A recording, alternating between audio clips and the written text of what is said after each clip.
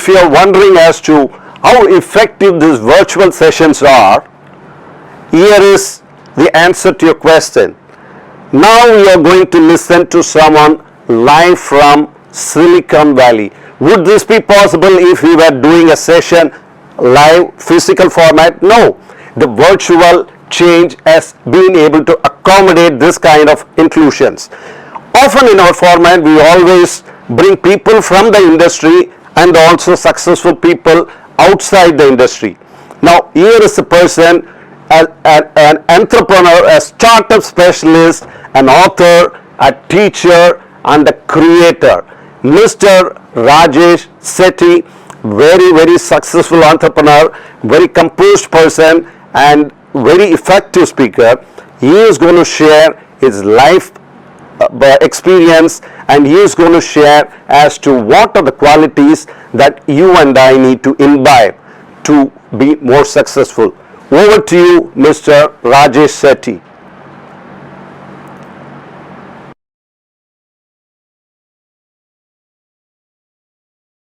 Hello everyone. I'm so excited to speak on one of my favorite topics, simple ideas to win in a complex world.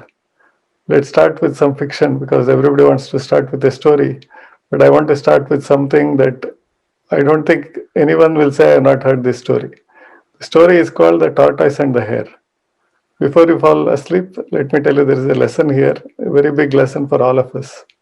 So, although you have heard it like probably 1,000 times, let me repeat it, and it only takes like 30 seconds. Once there was a race between a tortoise and a hare. The race began. That hare, as you know, is very fast. It started running, and then with super speed, it reached half middle point in the race. And then it looked back, and the tortoise obviously coming really slowly. It was not even visible. The hare said, "Okay, I'm going to take a nap because anyway, tortoise can never win the race against me." And then it slept. And the tortoise, very slowly, it started coming after several minutes. It came near the hare and it saw it sleeping and it kept moving. By the time the hare woke up, it was too late because the tortoise had won the race. What is the moral of the story? Slow and steady wins the race. Such bad advice, I cannot even imagine how it is even possible to be there. Because slow and steady can win the race only if fast and steady is not participating in the race. This is the first lesson I want all of us to remember, that we make mistakes in assumptions. We believe that slow and steady wins the race is real because remember, there was the tortoise and the hare story. Let's dissect it a little bit. Let's assume that for the sake of examples, let's assume that there were 1,000 cities in this world, across the world. All of them had a race between a tortoise and the hare. Every single city had a race.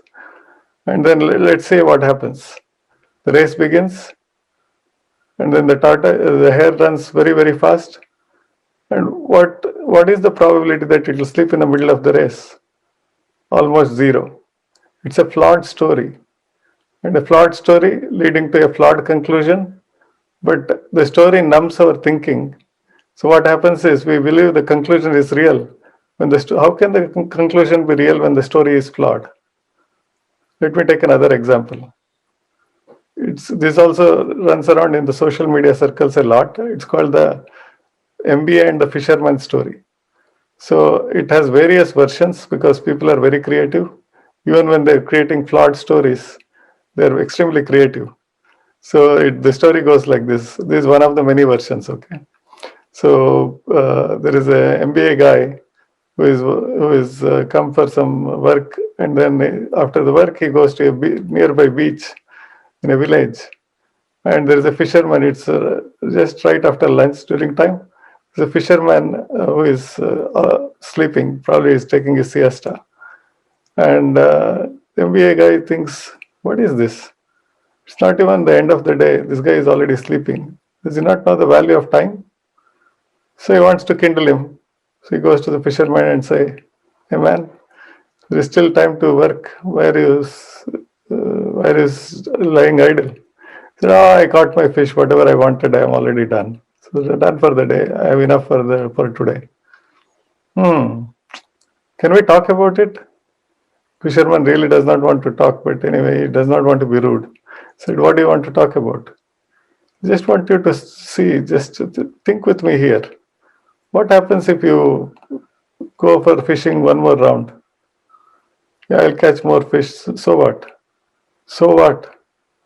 Man, you are missing the point. When you have extra fish, you can make extra money. And then he says, but I got enough fish for the day, I got enough food for the day. I don't need to do anything. Hear me out. Don't be concluding so fast. Imagine if you have extra money. Imagine you did this every single day for the next 3-4 months. Fisherman is already bored. He said, so then what happens? There will be so much money that you can buy another boat. Fisherman says, but I am only one person. See, again, you are missing the point. You can rent that boat to other people. You can make collect rentals. Then what? So then what?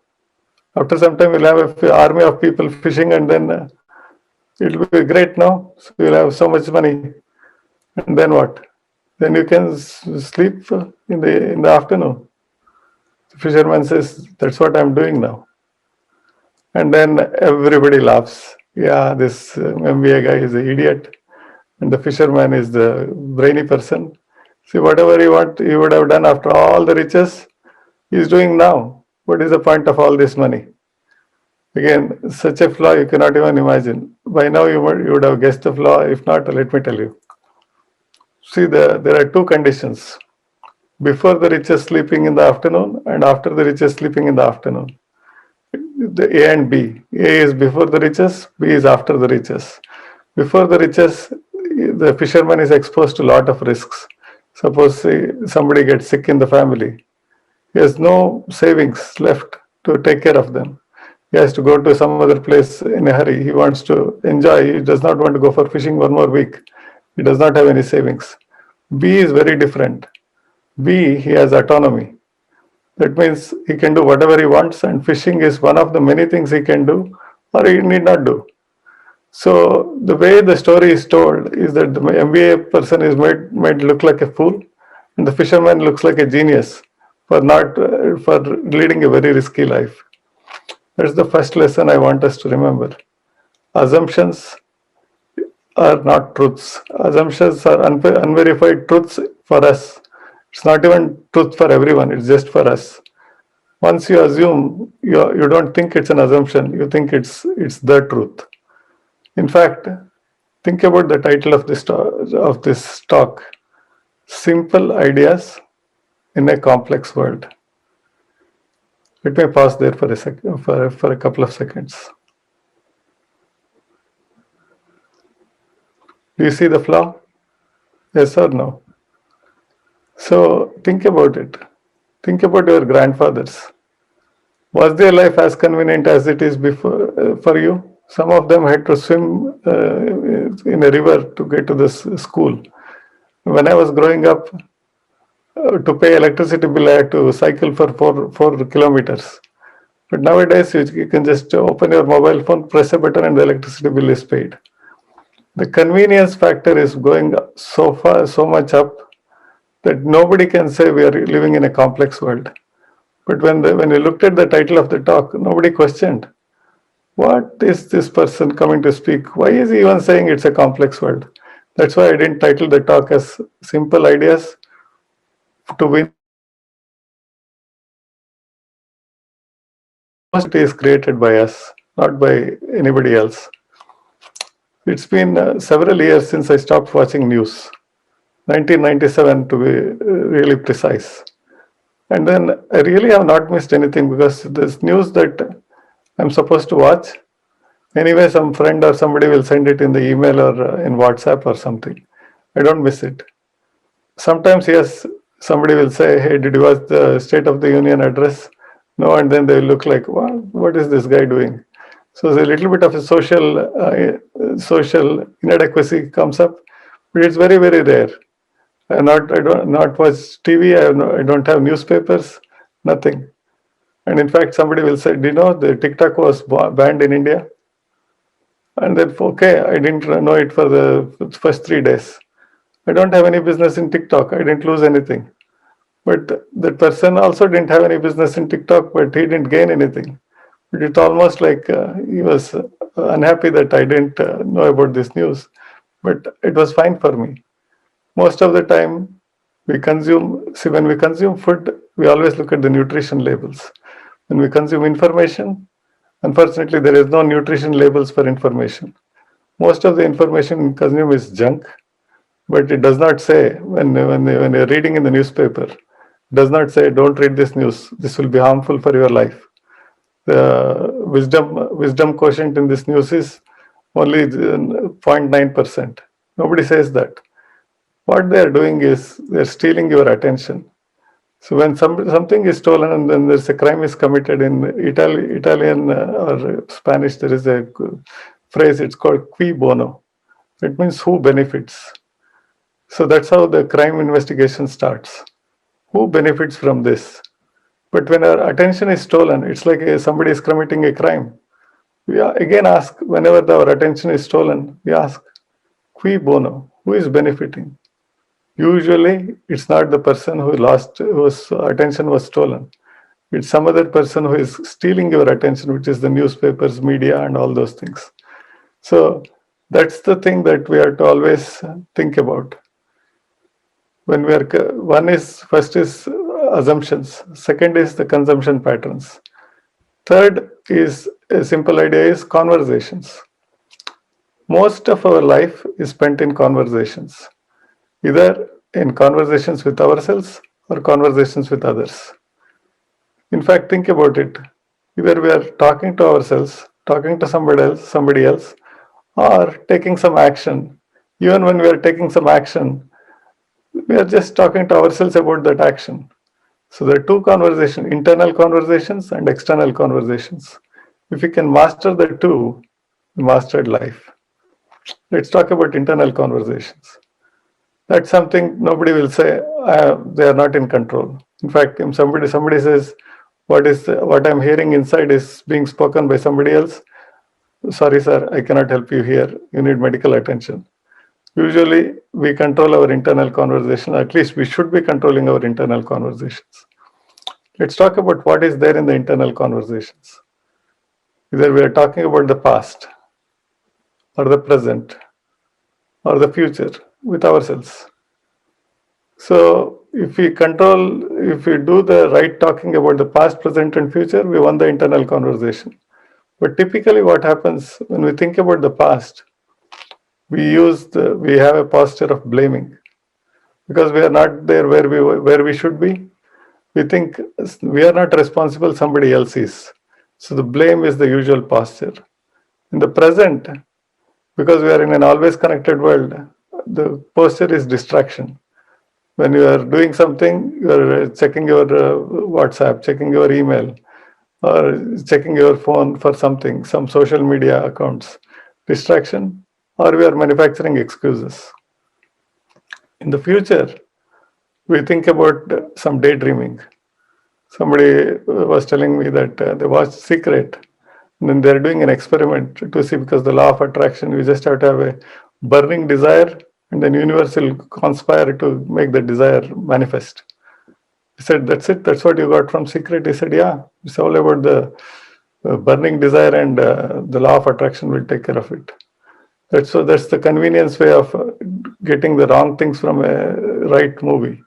So the person who will actually manifest will also have to take some action and not sit idle and think that God or universe will bring them the riches. So it rarely happens, right? But daydreamers think that they conveniently copy whatever is they think is attractive in something. They start daydreaming, and then again, nothing happens. In the past, they go to the blame cycle. But we all have a choice. Whatever happens in the past is whatever it is, but we have a chance to reframe it. In fact, for a long time ago, I made a decision that whatever happens to me, I will have only two labels, whether it's a gift or a lesson. I cannot assign it any other thing.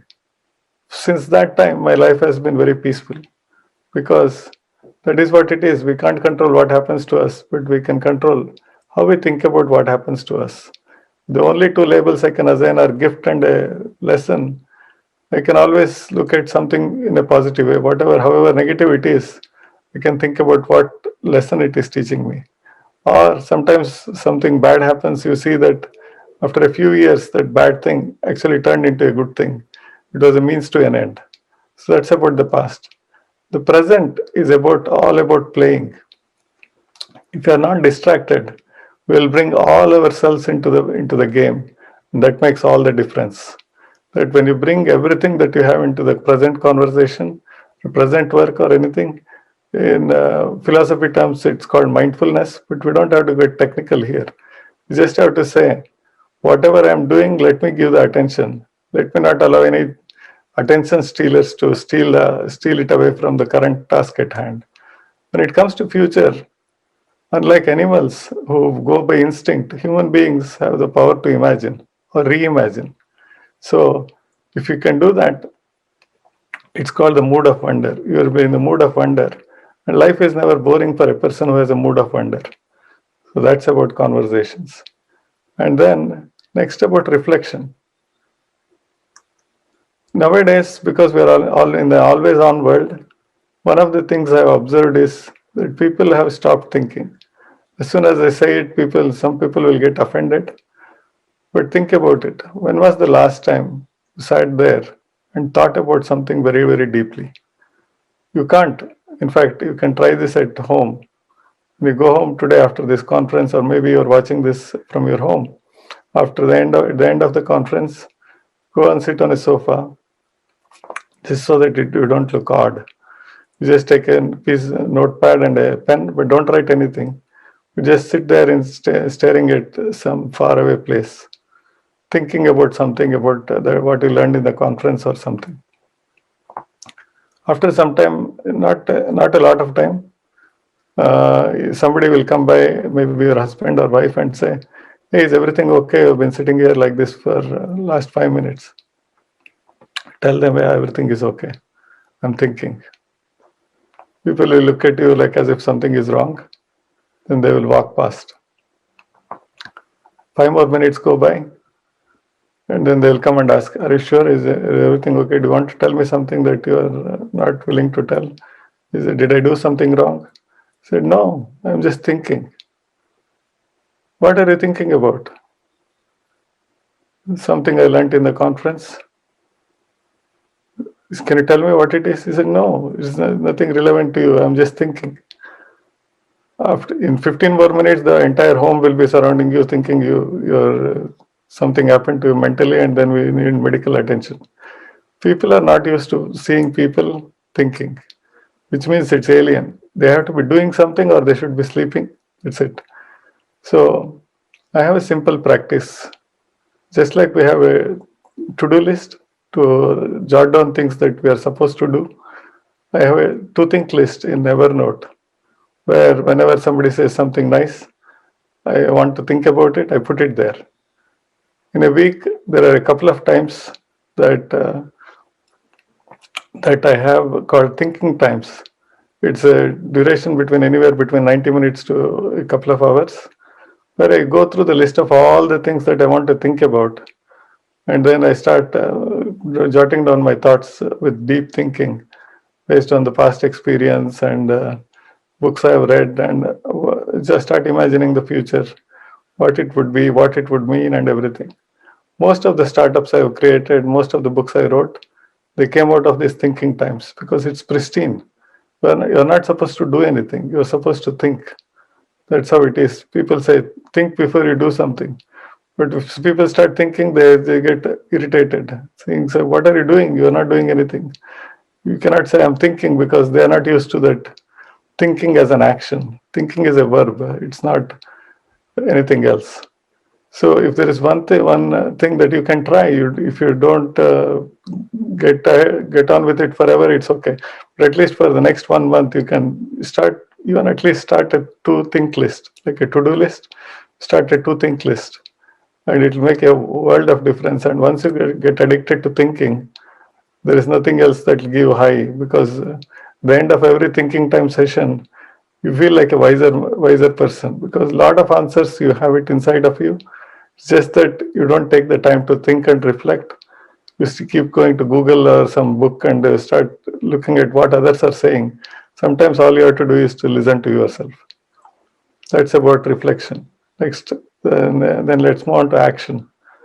So many times we go to these conferences, read a book and everything. We think we did something, but there are two kinds of learnings. One is to learning to know more, which is you consume a lot of information. Second one is to learning to grow more, which means you have to take action. Like if you want to learn swimming, theory is one thing, but actually you can only learn swimming when you're in the swimming pool or in the river or some pond where you're actually practicing it. So if you want to take action, that is where all the friction is. And then during learning, if you're just learning to consume, there is no friction. So you'll be happy-go-lucky. And that kind of learning, I call it intellectual entertainment. It's like it's there for the sake of learning, but if you want to grow, you can only grow through action. And at that time, why most people give up on action is because that's where they can fail. Nobody wants to fail. So I go back to the age-old scripture in our past, whatever is people are asking us to read, the Bhagavad Gita. So there is chapter 2, verse 46, I think. It says, Karmanya vadikaraste, apaleshu kadachana, ma karma, phalaheturbur, mates sangosva karmani. Which means the responsibility of your actions are what you have. You are not entitled for the fruits of it. That means attach yourself to the effort, detach from the outcome. For those people in America, I don't want to make it more complicated. I say, I'm always a work in progress. I guarantee work and I leave the progress to God. Once you use that approach, you'll never have to worry about failure or anything, because it's only feedback. It's not failure, it's just feedback. So you can just keep taking action, and then you not worry about the outcome of those actions. So, and then the next question comes, but I don't have the resources to take action. Let's say you want to start a company. You start thinking what all you don't have. And then you start collecting things that you don't have, because you need to be ready. Just like you want to go to climb some big mountain. You want to set up your shoes and the mountaineering equipment, and use that analogy to think that if you want to write a book, you need to learn how to form sentences, and you need to find a publisher. Start looking at all the things that you don't have, and then once you collect all of them, you want to start taking action. So I learned something from a professor called Professor Saraswati. So she talks about effectuation. So she studied about 2,000 entrepreneurs, successful entrepreneurs. That means what in her mind successful means, they should have started multiple companies and they should have seen success in at least more than two of them. So not somebody who is a serial failure, who is treating themselves as a serial entrepreneur, but actually serial entrepreneurs who had more than one success, so that it's not just a stroke of luck. She wanted to find out how they think and act differently. And very surprisingly, they were different. The normal people who are not entrepreneurs were used to think about what resources they need to take action, and they were all about preparation so that they don't want to fail. But the effectual thinkers or the serial entrepreneurs, they did it very differently. They knew where they had to go in the end. They really knew what was the final destination. But they were not worried about all the things that are required. Some of them didn't even know how to get there. But the way they approached it is, let me collect what I have with me, my knowledge, my network, my resources, whatever little money I have. And then with all the things that I have got, when I start walking in the direction of my eventual destination, where will I go? I may not reach the end destination, but I'll reach the next stop. And then they again do the same thing, effectual thinkers. They collect everything that they have, and then they say, what is the next destination? That's what we need. A posture where we become responsible for our actions, detached from the outcome. The second, effectual thinking, which is basically look at what we have, not look at the lack, but look at already with abundance what we already have, and see what mini destination or the what meaningful destination we can reach with what we have. There is also a hidden side benefit of it. When people see you making progress, they want to support you. When people see you just talking about making progress, after some time they give up because they think it's just a waste of their time because you will never take action. And then they are also wasting their time, you are also wasting your time. So that's about action. Next, about application. So again, I go back to our learning to know more and learning to grow more. When it comes to application, I have a simple rule. Just like there is a no child left behind act, in our house there is a no insight left behind act. It means whenever I learn something new from one of the masters that I follow, I have a rule of within 48 hours, I just want to apply it somewhere. Now, that creates a problem because although I have many companies and I have many projects, not every insight that I learn can be applied in one of, there is no contextual relevance to everything that in the projects that I'm involved in. So I have to look for other projects. That means I start becoming curious about what my friends are doing, what my people in the network are doing, and will it be relevant to them? Because I don't get anything out of it. But that does not mean that I should not share an insight that they may not have got it from their masters or some books. So I start becoming like a Santa Claus of ideas. I start distributing ideas without worrying about what's in it for me because my goal is to see if there is a wisdom nugget, what is the outcome when it is actually implemented or manifested in a real project. That is where the value extraction happens. Otherwise, you are just an armchair intellectual that you will be articulate, very good in articulation, but very bad in implementation. So I take any insight comes to my mind, I think I like it. Within 14 days, I should have seen it implemented.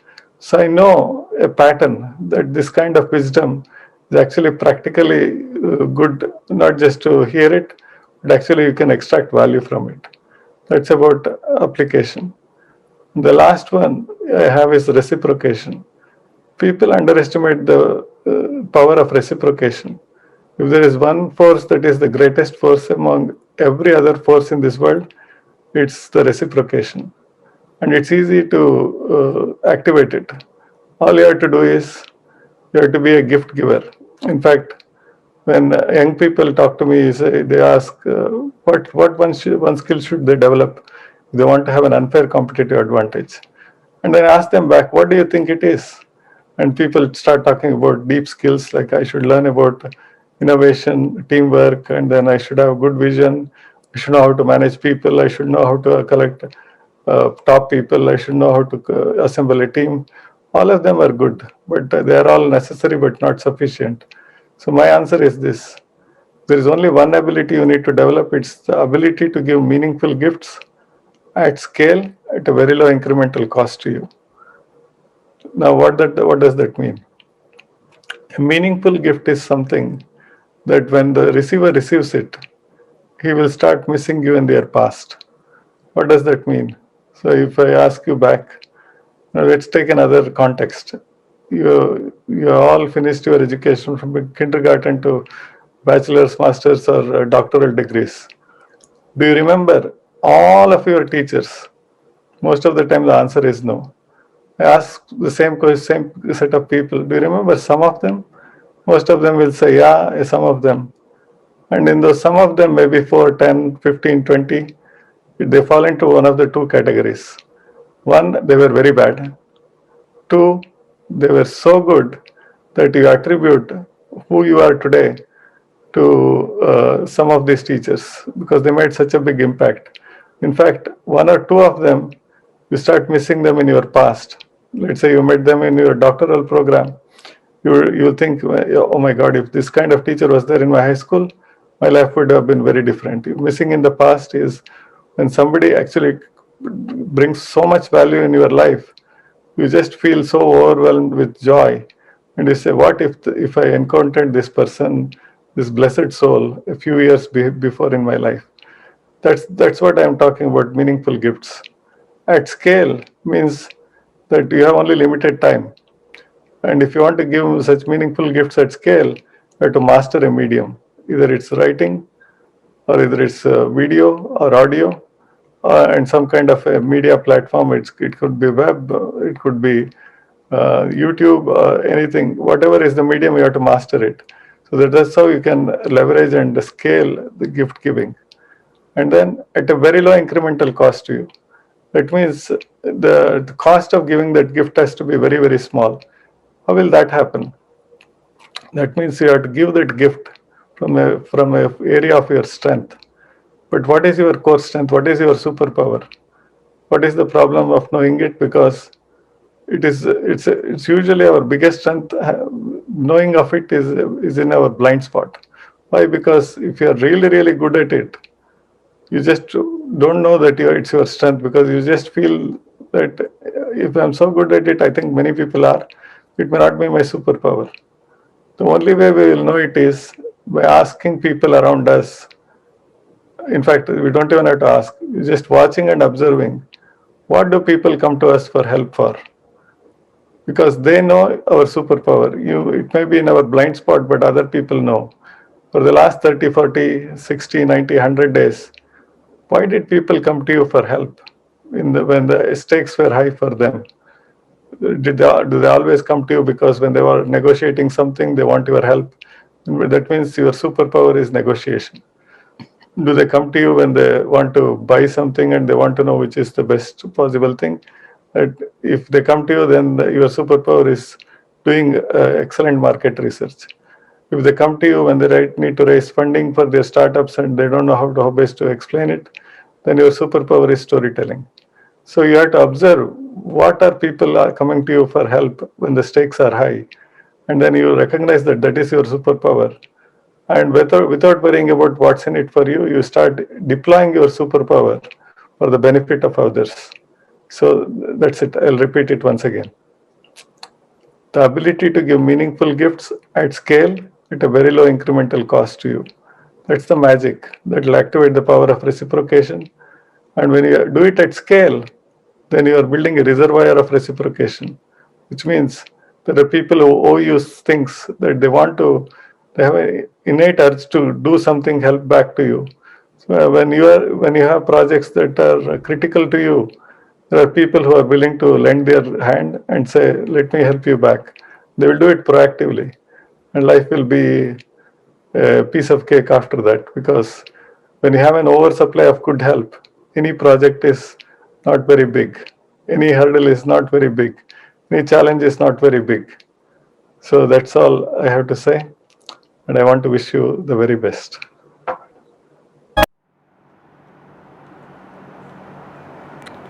Oh, thank you so much, Mr. Rajesh Setty. That was so profound. What is the use of knowledge without actually applying? And knowledge not applied is as good as not having gained that knowledge. It is really, really very encouraging. And the kind of small stories that you told us within your presentation is definitely interesting and will help us to retain whatever that we have learned, sir. Thank you very much.